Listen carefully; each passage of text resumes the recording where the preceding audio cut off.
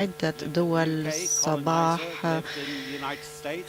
تحدث عن الولايات المتحدة الأمريكية، إيطاليا، والتي عشت بها وأعيش الآن حاليا في أعظم مدينة في العالم. أحيانا نحن من استعمر نقول أنه لدينا أحيانا هذه النزعة الاستعمارية تجاه شعبنا.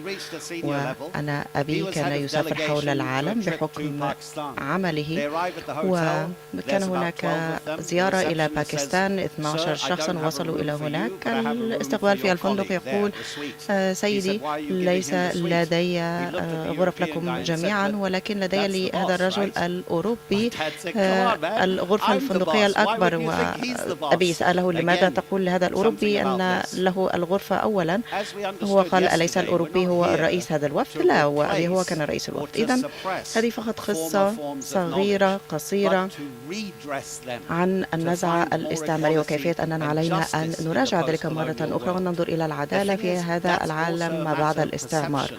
والأمر يتعلق بالمنظور، ليس فقط بالحقائق الإمبيرية والواقعية. وهذه الفلسفة الداخلية تضعنا أحيانا أمام المشاكل الفلسفية.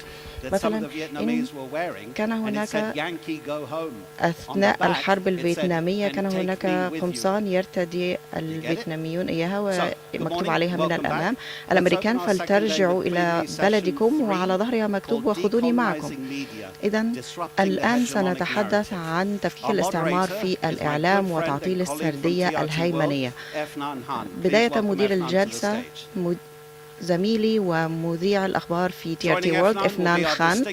سينضم إليه المتحدثين والمتحدثات على المنصة: دكتور لاست مويو، بروفيسور إيديان هيرود، رافائيل فيلاسانجوان، والبروفيسورة أفوا هيرش. أفنان، تفضل، لك الكلمة. صباح الخير للجميع، وأهلا وسهلا بكن وبكم إلى منتدى تفكيك الاستعمار اليوم الثاني. أنا أتطلع قدما لكي نبدأ هذا الحوار على المنصة في الجلسة الثالثة للمنتدى. الحضور الكرام، مرة أخرى أهلا وسهلا إلى الجلسة العامة الثالثة بعنوان تفكيك الاستعمار في الإعلام وتعطيل السردية الهيمنية. للكثير من الوقت في التاريخ الحديث كان هناك حديث عن تداول المعرفة، إنتاج المعرفة، وعن دور النشر الكبيرة وغيرها، وأنها لم تكن حيادية أبدا، وإنما كانت تعكس مرة أخرى التدرجات الهرمية للسلطة والقوة. والعصر الرقمي قام بزعزعة هذه المنظومة. كان هناك الكثير من الشبكات غير المركزية التي تتيح للأفراد التحدث وأن يستمع إليهم وإليهن، ولكن هذه الزعزعة لم تكن تحررا، وإنما هناك الكثير من الانتقادات عن المصداقية، عن السلطة، وعن التحقق من المعرفة، عن الديمقراطية، عن السرديات المهيمنة والهيمنة في السرديات، وعن العلاقات المختلفة التي تستمر في السيطرة على السرديات العامة والتي تهمش آخرين وأخريات، إلا أن الإنتاج المعرفي ما زال موجودا في إطار هذه الثورة الرقمية. الآن سنتحدث عن كيفية إنتاج هذه المعرفة، عن كيفية تداولها، وبالتالي أن ننظر في السرديات المتنافسة وفي السرديات والسرديات المعاكسة، وأيضا أن نرى البداية من المبادرات الشعبية إلى المبادرات التي تنطلق لكي تكون أكثر تشميلا للكل في هذه الساحة الإعلامية. شكرا جزيلا لكن ولكم على الانضمام إلينا، وأيضا الضيوف على المنصة. بداية أود أن أبدأ بالسيد لاست مويو.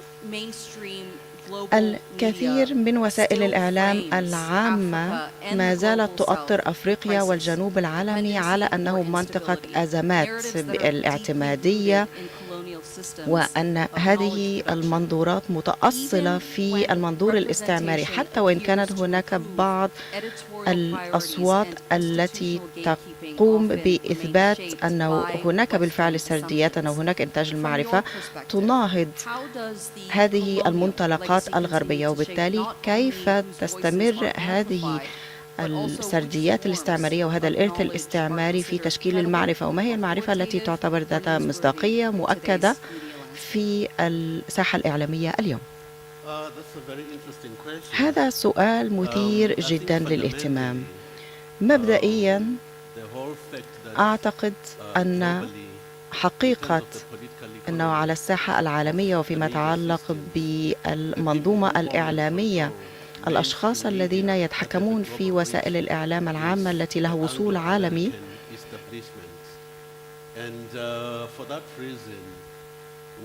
هي من الشمال، وبالتالي فما نعرفه عما يحدث حول العالم هو عن طريق هذه النظرة عن بعد والمركزية في نفس الوقت. وبالتالي عندما نطلع على ما يحدث في منطقتنا عن طريق CNN مثلا، فنرى أن هنا تأتي مشكلة تنميط الآخر، وأيضا هذه المركزية الأوروبية التي تؤطر الأحداث والثقافات والهويات. ولكني أعتقد أننا علينا أيضا أن التكنولوجيات الجديدة، أعرف أن بعضها من هذه التكنولوجيات الرقمية هي أدوات السادة، ولكن يمكن أن نراها على أنها مساحات يمكن التنافس عليها أو بها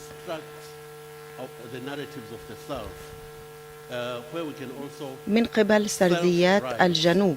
وأيضا بحقنا نحن بأن ننشر، بأن نرفع الصوت، بأن نقول أن هذه هي ثقافتنا، هذه هي رؤيتنا للعالم. Taking control of the narrative is what you're underlining here as marginalized communities continue to be sidelined. Adrian Harewood, I want to bring you into the conversation now. Contemporary journalism, it often claims neutrality, yet many reporting traditions, they've been historically shaped within colonial frameworks that positioned the West as the observer and the rest of the world as the observed.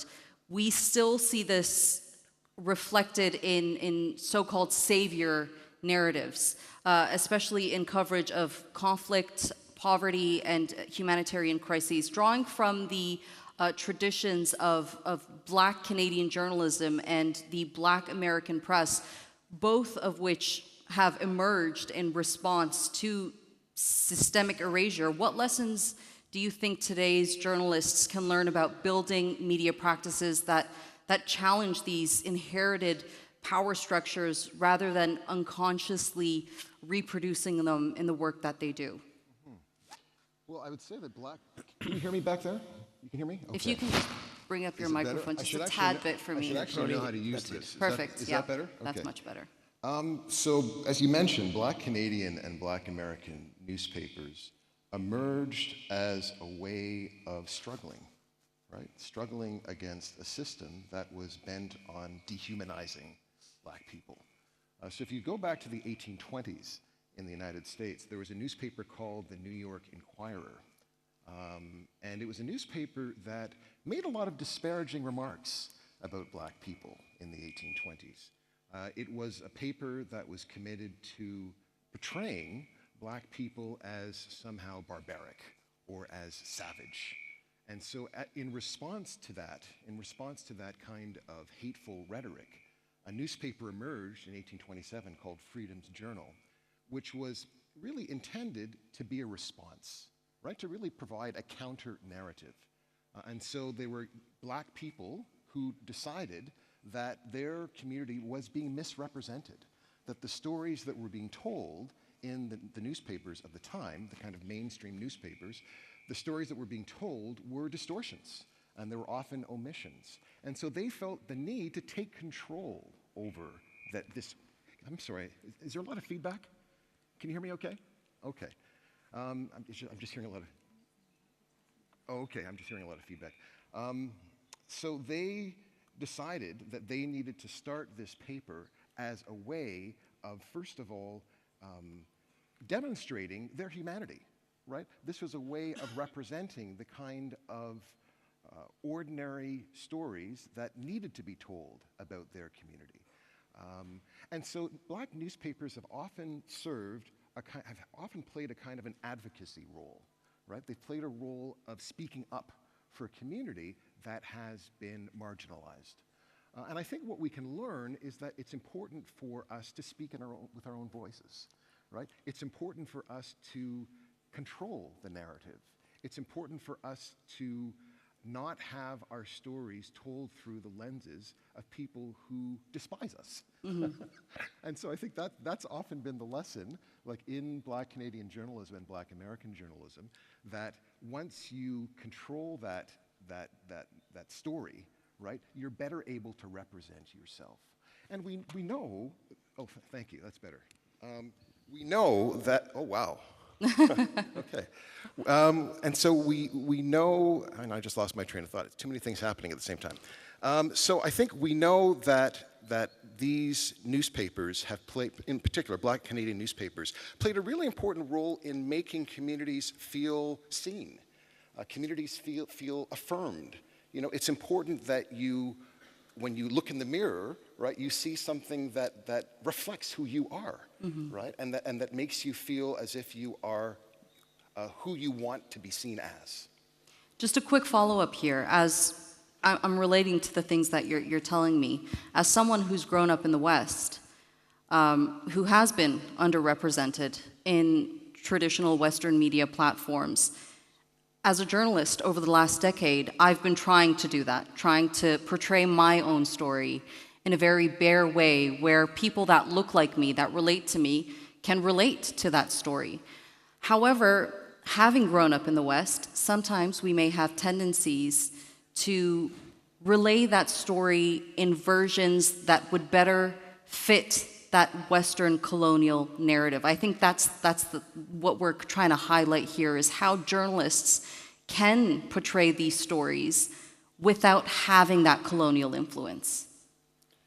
Yeah, well, it's hard to kind of escape your environment, right? And so it's hard. So I think that, you know, what you need to do is you need to find like-minded people with whom you can commune, right? Like-minded people with whom you can break bread with, right? That you can talk to, that are in solidarity with you, and from whom you can gain strength, but from whom you can also gain strategies. You can kind of discuss strategies of ways in which to confront some of the contradictions that you're living with. I think, obviously, it's not an easy situation. You're pointing to the fact that you grew up in the West. I know that you're from Mississauga. Exactly, you know, Toronto, Canada, right? So I'm very familiar with that, and it's not necessarily an easy environment in which to deal with. But hopefully you can find your people, and that's what I'm often kind of encouraging my students to do, journalism students to do. Find your people, right? Find the people with whom you can sit down with, and with whom you can commiserate, right? With whom you can kind of imagine a different way of dealing with the world, a different way of imagining the world. Find your people, everyone. On this journey, find like-minded people. That's where the best work is created. Afua Hirsch, I want to bring you in. You have a very, I think you'll add a lot to this point of the conversation. We've obviously, colonial narratives, they've often endured not because they are explicitly defended, but because they become embedded in collective memory, education systems, and everyday storytelling. That's, you know, kind of the issue that I was mentioning to you. Your work, it consistently interrogates, though, how race, identity, and history are remembered and how they're forgotten. In your view, how do you think journalism, documentary filmmaking, and storytelling become tools not only to challenge colonial narratives, but for also reconstructing public memory in ways that are more honest, that are pluralistic, and that are historically accountable? Thank you. Can I borrow your mic? Because I was so impressed with the volume. Thank you so much.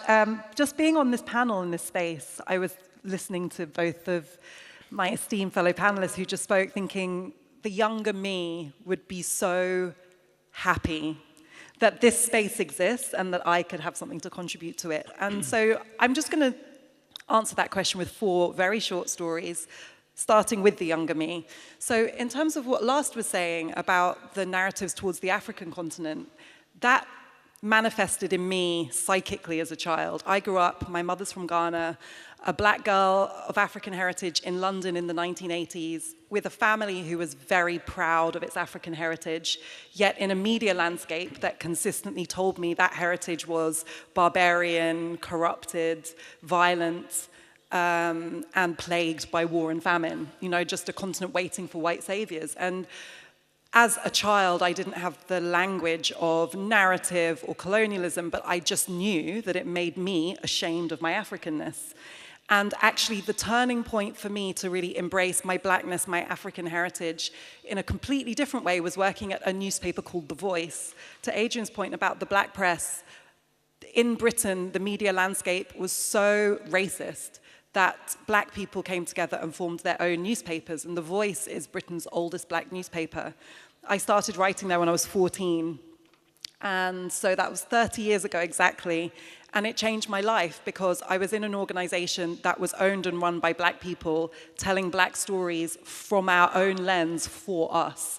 And as a teenage girl, I was actually reporting on the experiences of young black people in my city. I was writing about my lived experiences for other people who shared them. It was a transformational understanding of what the media can do, and such a profound contrast to how I was experiencing the mainstream media.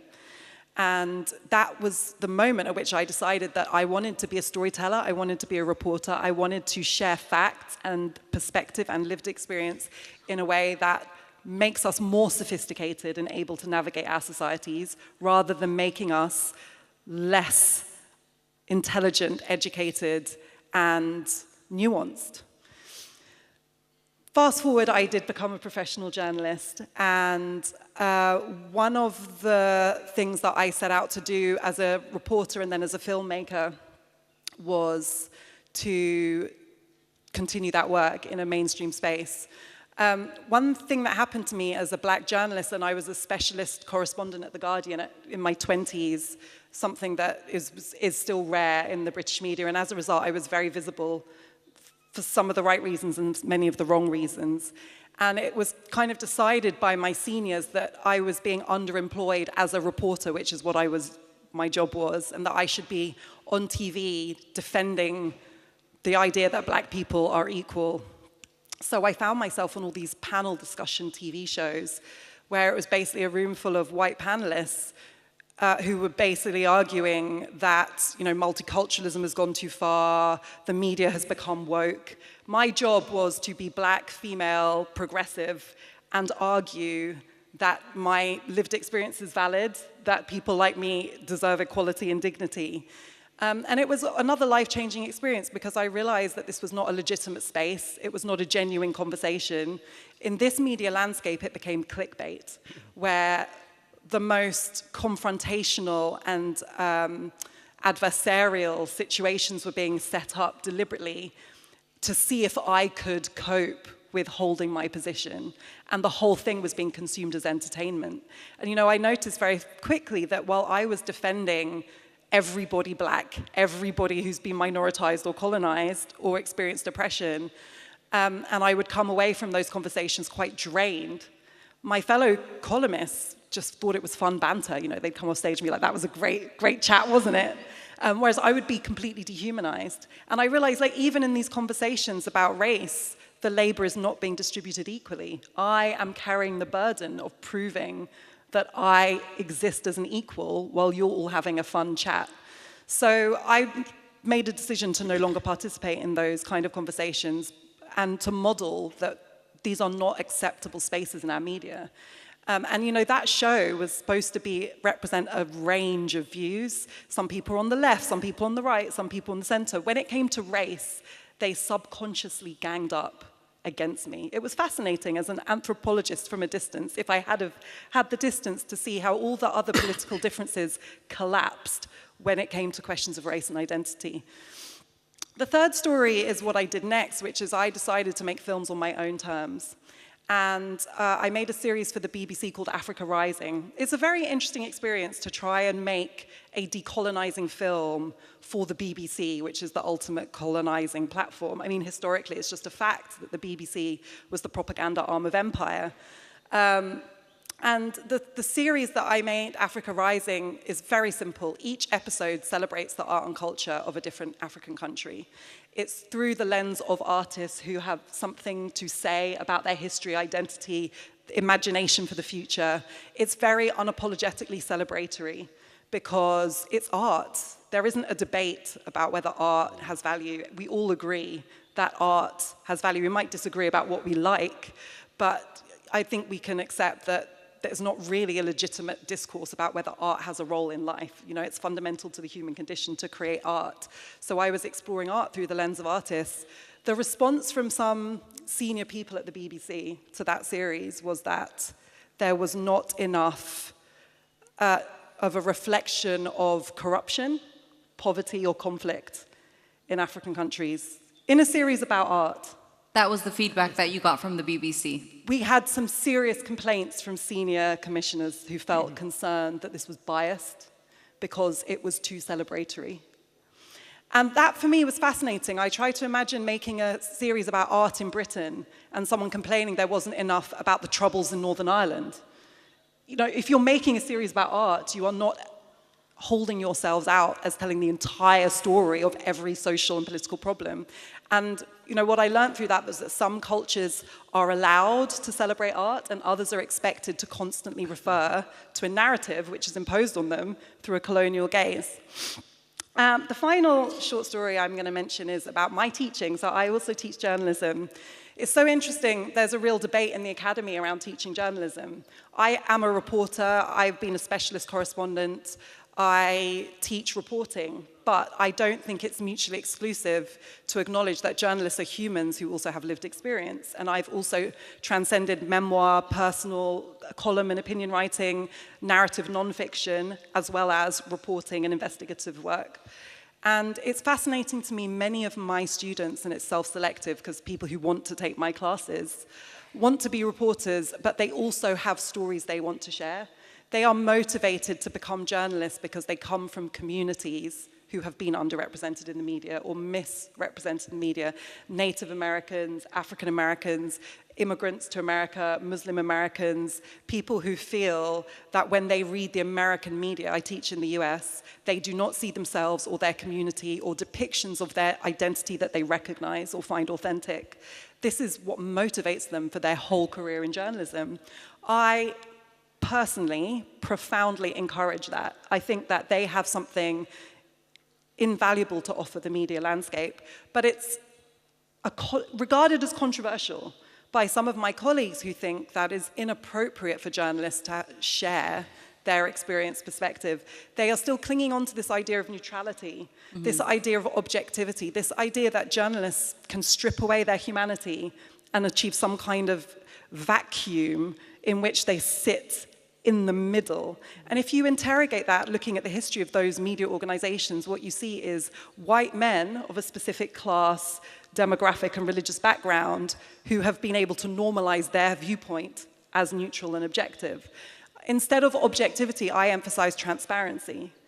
We all have bias and we all have lived experience. The important thing is, can we be honest about that? Can we show our readers that we have the credibility and the honesty to be transparent about what our lens is, and then push ourselves out of our comfort zone? But that doesn't mean we can't also share personal lived experience. And you know, the failure to create a space that accommodates that is one reason that the media, the mainstream legacy media, is becoming so irrelevant. Yeah. Because audiences want to see something that feels authentic and honest, instead of something that is forced into a binary that doesn't reflect anyone's truth.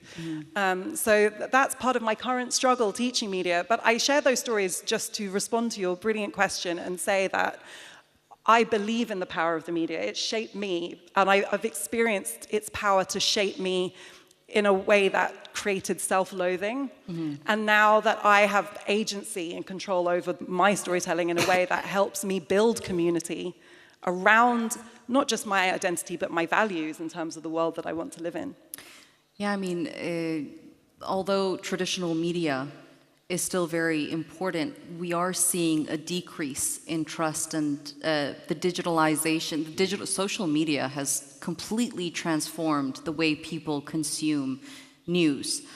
Credibility, however, is very important, especially when you consume your news from social media platforms. And I think most recently, the genocide in Gaza has been a very good example of how it has changed the way people perceive things that they consume from Western media, and how social media has, kind of laid bare the truths of these narratives that have been pushed forcefully down people's throats for far, far too long. Rafael, I want to bring you in. I mean, you've worked in conflict zones. You know very well how this, the correlation between conflict zones and media work. Global issues such as migration, public health, climate change, armed conflict, they're now being communicated in an environment that are shaped by platform economies, fragmented audiences, and rapidly circulating information. At the same time, as I mentioned, trust in mainstream media appears increasingly fragile. From your experience in working across journalism in humanitarian contexts, what major transformations do you think are currently reshaping mainstream media, and how do these shifts influence the public's understanding of what's happening in real time on the ground?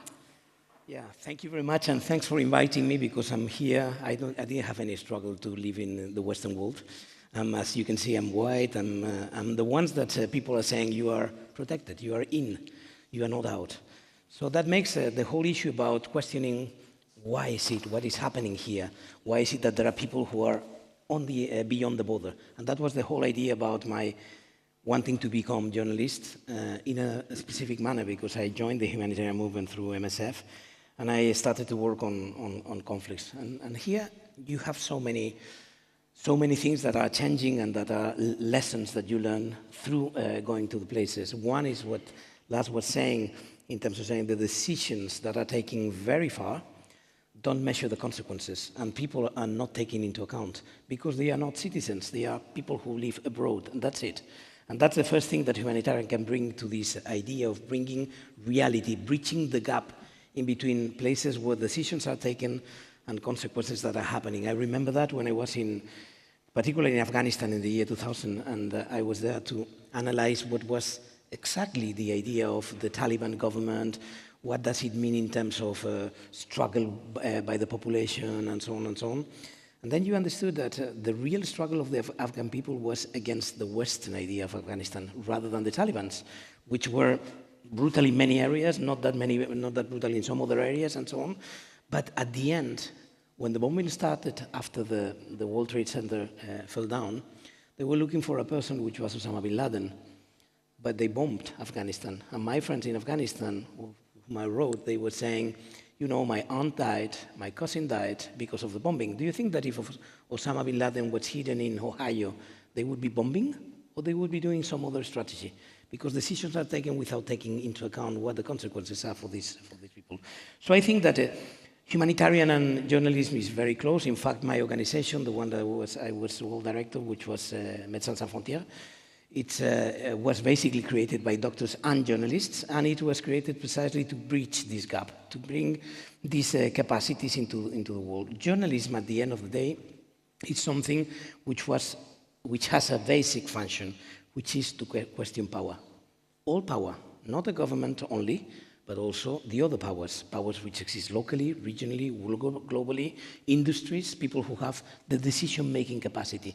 This is journalism. The rest is propaganda, which is another thing. When you see that there are journalists embedded with the American army and so on, they normally would not be having the basic role of a journalist in those places, which is freedom of dialogue, freedom of reaching people, both sides or different sides of the conflict, and of course independence in publishing what the storytelling is. So I think there is a lot of coincidence in between one and the other, and what makes this issue important is to understand who is setting the agenda, who is setting this specific agenda. That's why I don't want to enter into semantics, but in my Western wide world, when I was about to speak about the consequences of what is living today the world with the former old colonization, they would say, but that's no longer. Colonization is about flag planting. So you put the flag there, you get the land, you get the people, you get the resources. But that's over. There are very teeny islands which are still colonized, some places, but there is not, they haven't returned. So you don't have to talk about colonialism. And there is a word in Latin America, which was colonized mainly by Spain, but also by Portugal, a big part of France, by Britain and so on, which created the word coloniality. That's where we live right now. The existing structure remain. It's not colonization, it's coloniality, because it's not only the colonizers, it's people who are following the colonizer patterns, and those are there. And that's how humanitarian can work in terms of identifying what are the trends that might have this given problem. So I think that we have to bear in mind what the history is. Colonization was mainly being done in the 19th century, and mainstream media was born in the 19th century. So it's not by chance, probably it's by choice.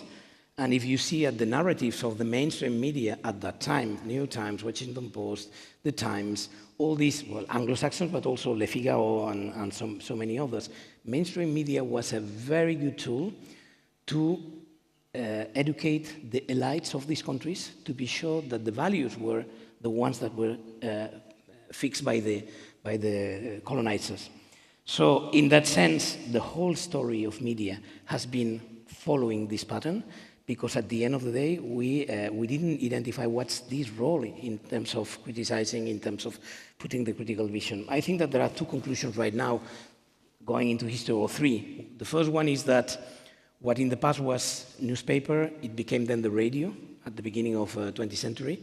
And right now it's the social networks. Who is defining the agenda is the social networks. Right now the algorithms are creating a kind of setting agenda which is incredibly colonizer, even more than I think that what the former mainstream media is. I still believe that journalism has a big role in terms of identifying these barriers and pushing for the power to change. Second conclusion is that Western journalism is disproportionately white. And it's controlled by white thinking.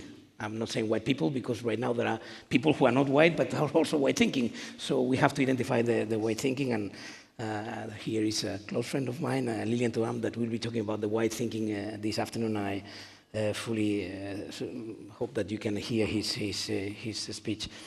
But then the third conclusion for me is that media is and has played an important role in building the narrative that actively promoted national interest in colonizing and now in coloniality, which means that still right now, when we see at the social media, we have turned and switched from the idea of colonization to the idea of defending values, which colonization was mainly done by the excuse of civilizing. We have to go there, we have to civilize, because we pretend that they are not civilized. And we want to bring our idea and our values there. Right now, there is a trend which is as dangerous as it was in the past, in the coloniality, which is that the thing that now is being preserved is white supremacy. And now we are seeing with the elevation of the ultra movements, of the ultra-right movements, ultra-conservative movements, which what we see is that now we have to say who is in and who is out. And this affects to migrants, to refugees, to so many people that we are considering, they will put in question the white supremacy. And I think this is the whole, let's say, travel and trip from my experience in humanitarian and global health, bringing into journalism, which at the end of the day, which is what I push for, to be sure that we can at least open some doors. I mean, what I can definitely say as someone who's covered the genocide in Gaza is that both on digital platforms and in traditional media, I was lucky enough to be working at an outlet that has the views of TRT World, who has a very humanitarian approach to the genocide. rather than, other Western platforms where they've kind of dumbed down the incidents there to serve people who has that very white supremacist mindset. We've spoken about controlling the narrative. I want to shift more into the digital era now, and I want to once again bring in you last. In this digital era where attention itself has become it's become monetized, how can media institutions and cultural producers resist reducing their identity, their struggles and culture into trends, into consumable trends that we're seeing online? Afua, she mentioned clickbait. We've come to the point where people are putting on roles just to get the likes, the clicks, the views. I think that's an interesting question. There is the view out there that these technologies, as I said earlier, are a contested space. They're a contested space in the sense that, they don't come free. There are people who own them and control them. In this case, mostly it's the Western Silicon Valley companies, your Googles of this world, your Meta, Facebook, and the like. I think within that Western rather established digital order, we have a little bit of China coming in, but otherwise the established order is Western. And Western journalism, whether be it is online journalism or social media journalism, is inherently driven and has a slant towards the market. And for us, emerging from the Global South, who have completely different concerns around colonization, the coloniality of being, knowledge and power, we have to navigate digital media systems. I think in my view, yes, we have individual stories, people creating sites where they tell stories about themselves, about their communities, and so on. But I think we need something that is more structured, something that I may call social justice journalism. This would be the kind of journalism that consciously and reflexively deals with the power structures, even of the gadgets that it deploys to articulate the issues that affect specific communities. It is the kind of journalism that should be from below, deliberately telling stories of the oppressed, women, consciously against some of the capitalist tendencies around the marketization and commodification of everything, including our identities.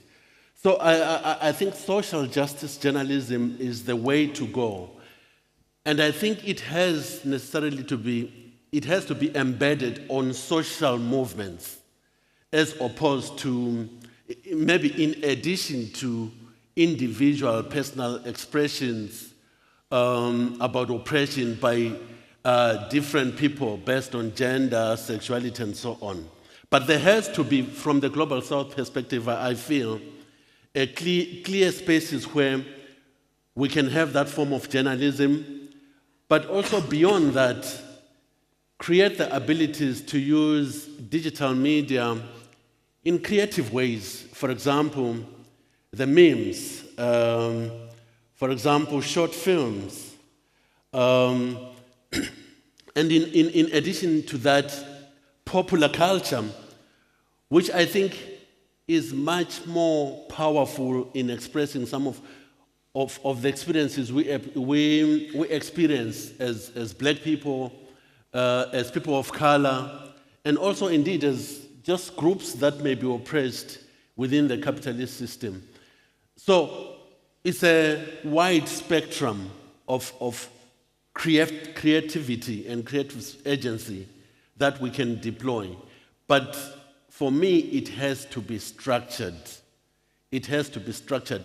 Because I think beyond that, you're also talking about the fact that these digital gadgets, they are factors of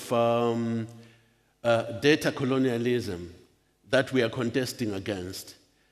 The whole fact that in terms of algorithms, we have stories to tell, but they may be repressed. They may not come in the forefront for people to see, for people to celebrate, and for people to partake in. The bigger media giants like your CNN and the BBCs of this world tend to suppress stories of local communities, those micro-narratives about my everyday experiences as a woman, as a man working in the village, as a factory worker, in favor of those big stories that oftentimes misrepresent, that oftentimes demonize. Yeah. I want to bring the audience in at this point. How many of you have been shadow banned on social media in recent time? Can I see a show of hands? Shadow banned? Do you know what shadow ban means? When, you know, the content that you put out there aren't being seen by your followers or on the explore page? Not many. I've been heavily shadow banned. Shadow banned. I think everyone's been shadow banned most recently. I mean, it's another form of oppressing voices. Adrian, I want to bring you in here as someone who teaches journalism in this ever-evolving digital world and in social media. How do you stay relevant, credible, but at the same time appeal to the population that is currently consuming news on these social media platforms?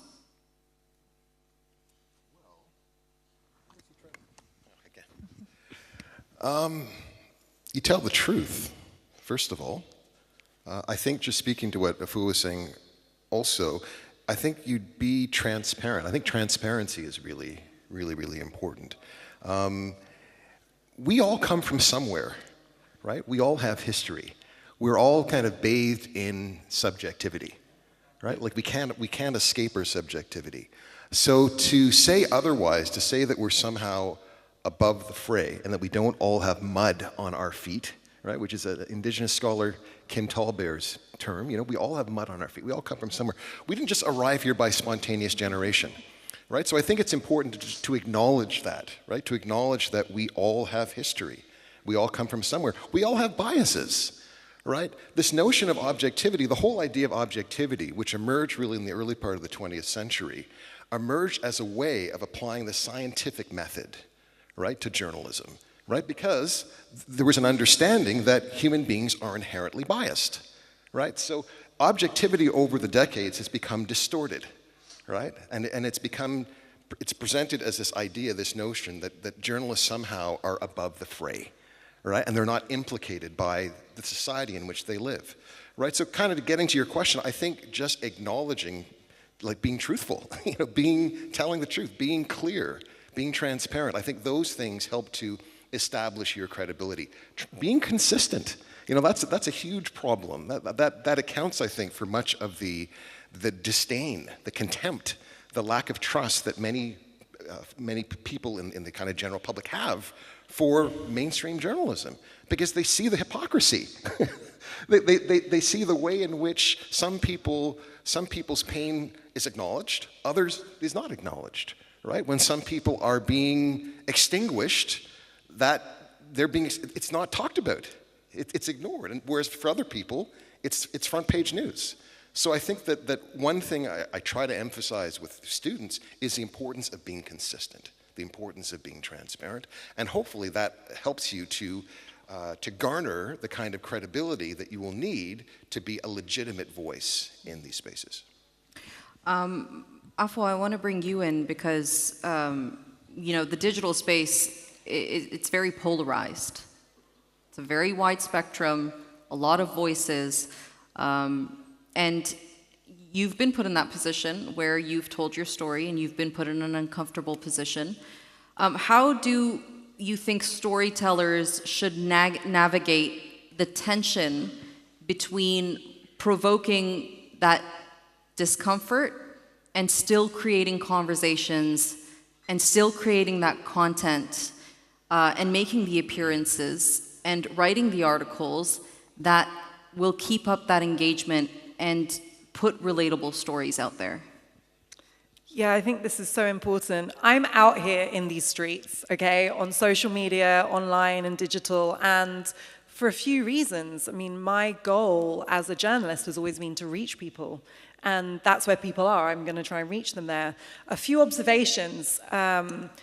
One of the things I love about social media is bypassing the gatekeeping of traditional media organizations. So Gaza is an amazing example. You know, if you look at the big legacy media organizations, they were running this unbelievable false equivalence, you know, that like for everything you say about Gaza, you need to find an equivalent thing to say about Israel, even though that ignored the entire power dynamic and experience of what was happening. People found the truth on social media because they followed individuals who they trusted, who were telling the story of what was really happening. However, before I paint a super rosy picture of what's happening on social media, I worry that we've gone from being censored by gatekeepers in media institutions to self-censoring because of our desire for attention and clicks. So if you post a lot, as I do on social media, you will notice that some things do much better than others. They tend to be things that are more simplistic, that are more polarizing, that are more controversial, that are more personal, or they're just attention-seeking. You know, if I were to post the exact same clip sitting in this chair telling you something versus doing it in my dressing gown doing my makeup, that one would go much more viral, and not necessarily for good reason. So I interrogate how the algorithms encourage us to create and share content, what kind of content they encourage us to share. And I have seen people that I respect who have transitioned from mainstream media into entirely making their living off social media, seeing the quality of their content deteriorate in a really disturbing way because they start to completely chase the algorithm, and it can really undermine your integrity. So that's one observation. Another observation is that I, as a professional journalist of 30 years, and you know, somebody who's spent a lot of time training in how to report responsibly, how to verify my reporting, find that I can use not just social media, but AI, for example, as a really helpful tool. I worry a lot about my students who haven't had the exposure to those standards and that experience, who are coming up in this world. People follow people they trust on social media. I personally became a trusted person through my kind of demonstrated expertise and credentials in the mainstream media space, so that now I can take all that and write my Substack and build a following, be on Instagram and TikTok. If I hadn't had that experience and I was starting out on these kind of unregulated algorithmic platforms, it would be much harder for me to build the integrity that I have. So I really worry about that, and it's one reason I'm on these platforms, is that I want to be able to raise my students in a way that's going to equip them to use these platforms responsibly and not lose themselves or their mission or their values in the frenzy of trying to build followers and attention. And to last point, I think that's so important. This is all ultimately in the context of consumerist capitalism. That is a framework that was built by the West, by colonizers. And yes, we can use it. We can even hijack it for our own storytelling, but we're still within this framework. It's not the equivalent of real building community, of really building struggle that flips power. And I think that sometimes we get a bit complacent because things go viral on Instagram. It feels like we're winning something. We are still totally within the borders, the parameters of what we've been set by the power structures. And so what does a more radical solution look like, where we're actually, what would it look like? This is the question I ask myself. If we had a blank slate and we were creating from scratch platforms for storytelling, for building community, for organizing, for changing systems of power that have catastrophic results for so many of us, what would that look like? I don't think it would look anything like TikTok, Instagram, Substack. And I think it's really important not to lose sight of that question. So yes, use them because you can, and they can be effective, but don't lose sight of the fact that this is not what was created for us and not what we would create for ourselves. And the question of what that looks like is one we have to keep asking. Indeed. When it comes to conflict zones, Rafael, and when I watch some content creators and the content that they're pushing out on social media, sometimes they tend to sensationalize the trauma that's happening on the ground. We talked about being shadow banned. I mean, you were very eager to put your hand up for that one. Just give me a sense of how information currently and disinformation on social media impacts humanitarian work on the ground, especially now with the influence of AI. Well, in fact, I mean, when I started to work on humanitarian context, normally journalists came to us because they knew that by going with us, they would be reaching the first line people, the people who were suffering the most at the situations, while that might be difficult if you were with one of the parties in conflict, because you will be only reaching part of them and not the ones who are most vulnerable and so on. But there was a kind of journalism who requested a bit more timing in terms of analyzing, in terms of putting the questions. Let's say in this manner, there's no war who offers any answer, but it puts a lot of uncomfortable questions. And this is the question that the people who are reporting from war should be understanding. What are the questions here? What are the things that we might do? What happens with social media is that, in a way, there is a bit of information and a lot of show. And then what they want is the clicks. They want to say, I had 1,000 clicks or 100,000 or whatever. So that means that, in a way, the trend to go to show business rather than journalism is huge.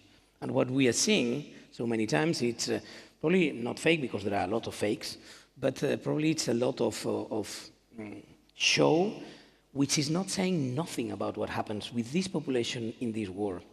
There is one thing that, and we were talking about the Palestine and Gaza war. We've seen a lot of images, we've seen a lot of situations. We've seen everything on mainstream media, on social network, and so on.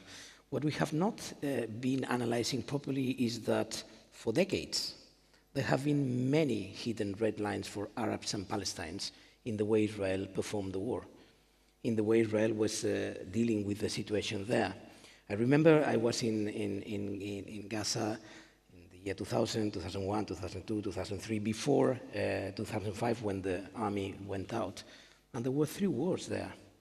And nobody talked about the 3 wars. There was the war between Israel and Hamas, in a way, which there were some missiles sent, There was the war in terms of indignity, so meaning denationalizing the Palestinians from the legitimacy to be citizens. And that was happening in the narratives, mainly, for the Israeli people, but also for the Western media. And there was the war inside of Gaza, which was with the army inside. There was a house-by-house war going there, creating a threat and so on. It was difficult to explain all this. And it was difficult because the white thinking and Western elites have practiced prohibition of criticizing the way in which Israel is bringing the war. And many people in Israel didn't know about this 3rd war inside of Gaza because it was not reported. So I think that it's not only digital media. Digital media has a trend which is not good.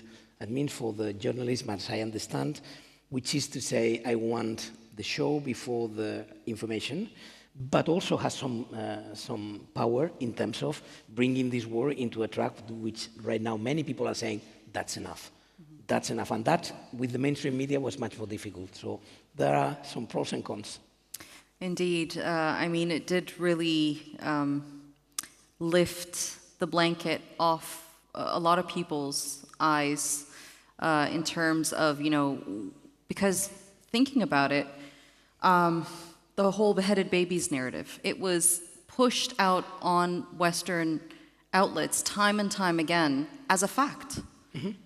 And it was debunked very quickly, but despite that, it was still being used, and till today, it is still being used as a reason for Israel to be conducting this genocide in Gaza. It's just a very small example of how they use these tools to their advantage. We've spoken about institutional power, historical erasure, digital transformation. the persistence of hegemonic narratives across both traditional and new media. I'd like to open the conversation now to the floor. I don't want to direct questions to each and every individual here, but just one final question, because we are running out of time. I have a final 5 minutes on the stage with you all. For young journalists, we have a very young audience with us here today.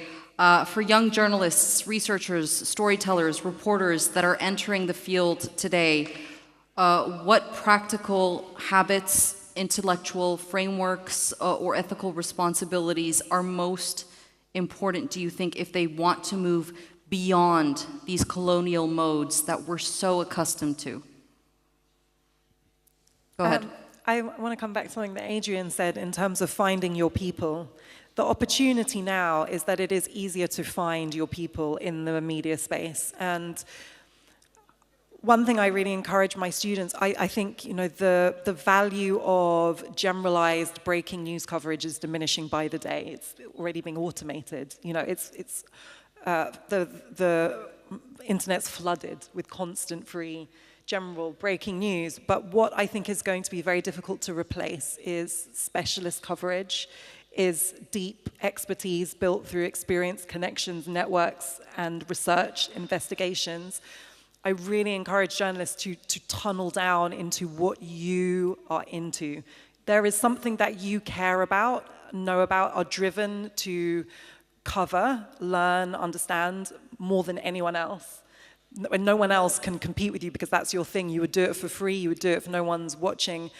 I feel that finding that and colliding that with your journalism is a very, very powerful strategy, both for your personal fulfillment, for adding value to the world, doing the thing that is authentic to you, but also building a professional lane that is going to be impossible to replicate through automation or through valueless coverage. So I really think specializing is important, giving yourself permission to specialize in what you're authentically interested in, building a community around that, and being in contact, following, consuming the work of others who are in that field is a really powerful tool. And I think we have to kind of stop trying to game the market, because the market does not lead us to a place of truth or value, but we have an opportunity to start actually being more authentic to what we believe in. Mm-hmm. And I think, honestly, if you do that for the right reasons, you also get rewarded for it economically, professionally.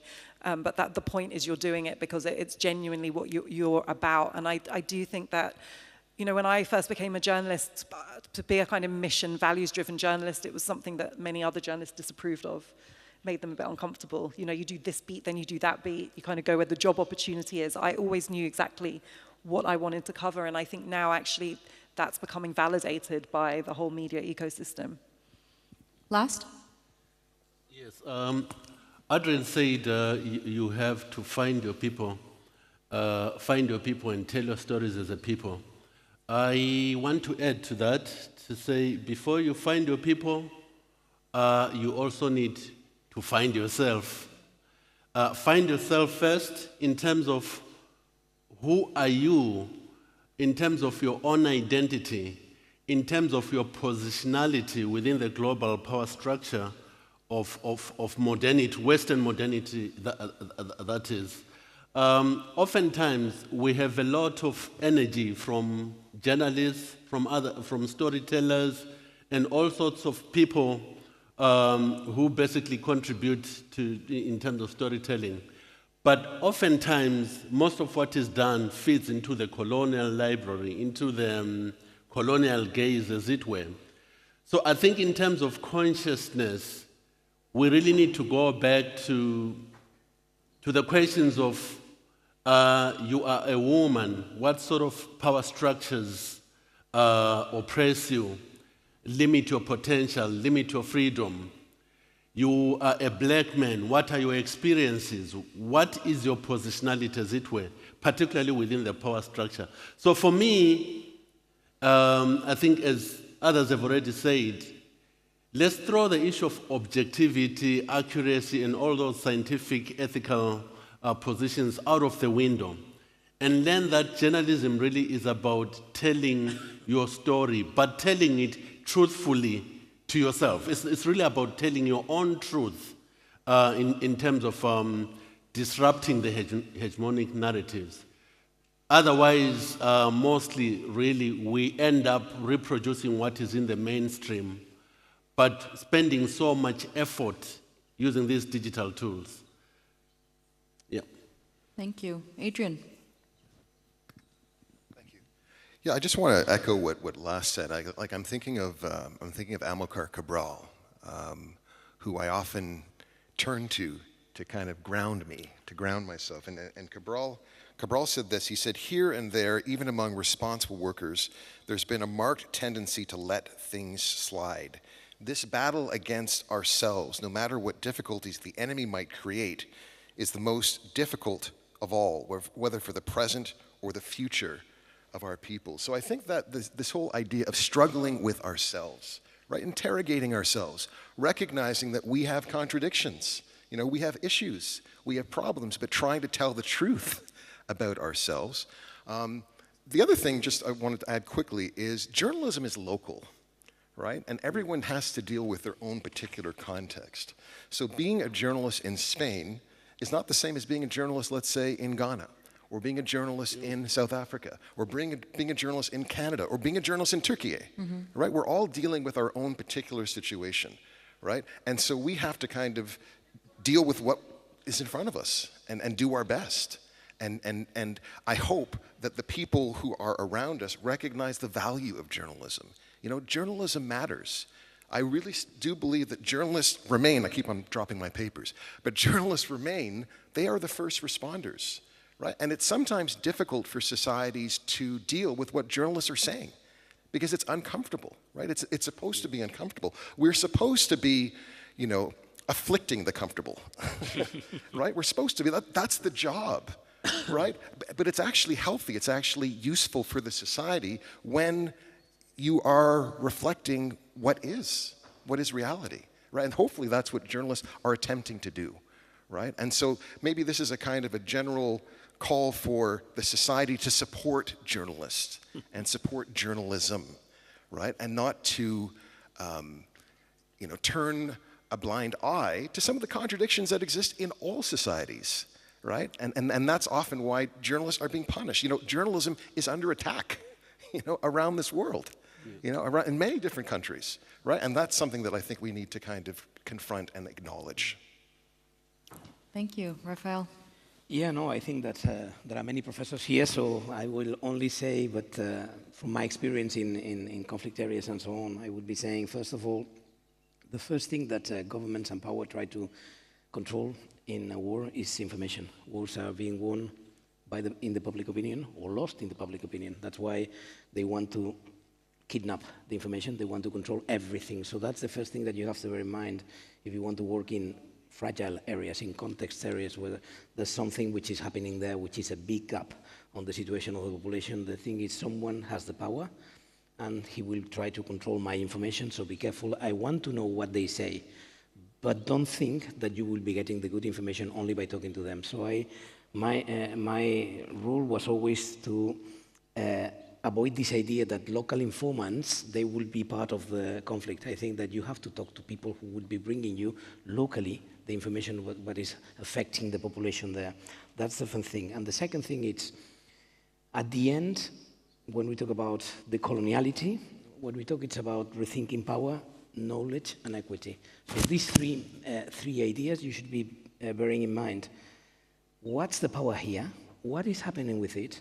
What's the knowledge that they are using to keep this situation, and how we can bring equity into this equation? That's why I said it's so important that the journalist keeps its idea of free dialogue, going to a place with the possibility to talk to everyone and then deciding what's the story that I can tell out of here. That's my only advice. Thank you. So main takeaways: be authentic, be transparent, control your narrative, and be consistent moving forward in all the work that you do. Thank you all very much for being with us at the World Decolonization Forum. Last, Afua, Adrian, and Rafael. I appreciate it. Thank you.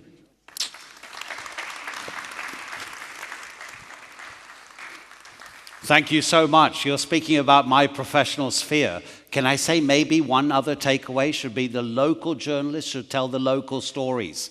When Al Jazeera began about 20 years ago, I was stunned. Kamal Haider, a Pakistani, was a Pakistani correspondent in Pakistan for Al Jazeera. At TRT World, our Iran correspondent is Iranian. Our Pakistan correspondent is Pakistani. This makes a huge difference. You remember about 14 years ago, the massacre at that school in Peshawar, outside my grandmother's home.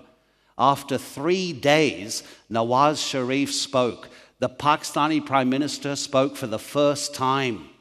After 3 minutes of talking, our editor at the Western broadcaster I was working for, it's on Wikipedia, said, "This is boring. Let's move away from it." If those kids had been killed in any Western city and that country's leader was addressing that tragedy for the first time, would a white editor say, "This is boring"? You know the answer. Thank you very much indeed. We'll be back in 11:45. Please join us at 11:45.